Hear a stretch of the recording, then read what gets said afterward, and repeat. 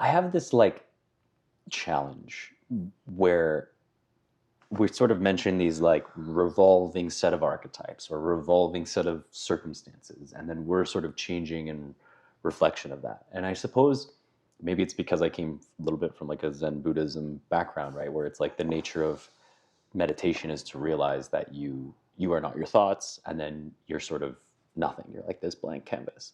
Yet at the same time, and like there is on some levels in a lot of philosophies is like the destruction of the ego, destroy the ego.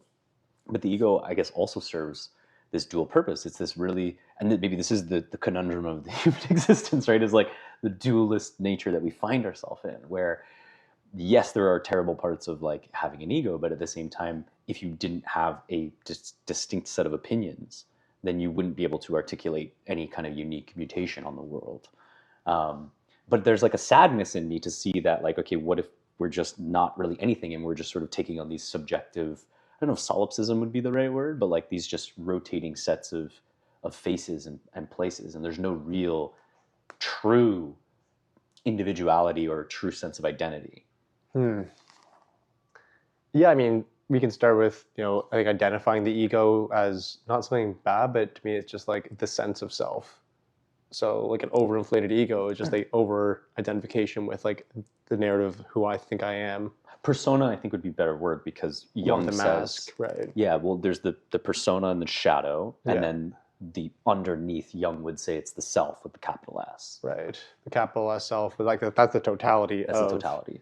And yes, then the persona is like the mask is like who's Adam in relation to Robert right now, and the ego is still that this, not who I'm trying to be, but just like who I believe I am to be. So there's not necessarily like, there can be a shadow side to everything. So it's when we see that sense of self being,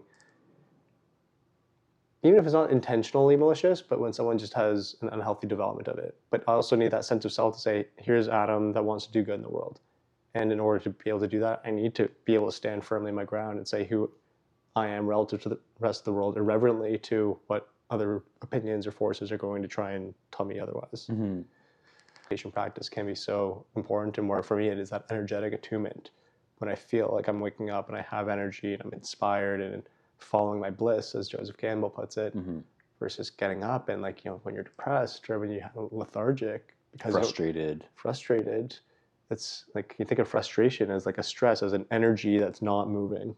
And like, think about being in traffic on the 401. Right? It's like, that's frustration because the energy that should be moving is not moving. And that's like a great metaphor for life, where we are just vessels of energy trying to move, and that should be moving freely, but we can only do so when the energy channel is clear or when we're on that right path.